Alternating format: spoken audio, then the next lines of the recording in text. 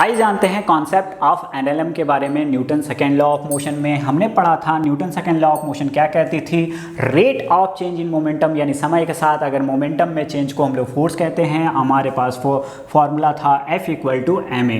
Example में अगर मेरे पास 2 kg का ब्लॉक है, 10 न्यूटन का फोर्स लग रहा है, तो फॉर्मूला पुट करेंगे तो एक्सेलरेशन मेरे पास 5 मीटर पर सेकेंड स्क्वायर का एक्सेलरेशन आएगा।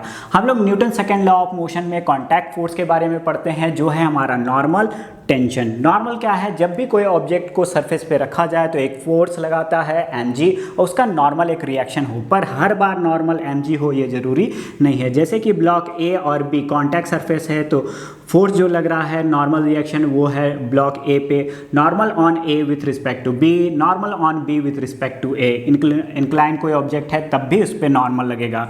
टेंशन की बात करते हैं। टेंशन क्या है, force acting on the string, string के बीच में लगने वाले फोर्स को टेंशन कहते हैं। और डायरेक्शन ऑफ फोर्स कैसी होती है, इन सच अ वे ट्राई टू रिड्यूस इस साइज, अपना साइज को छोटा करनी चाह रही हूँ।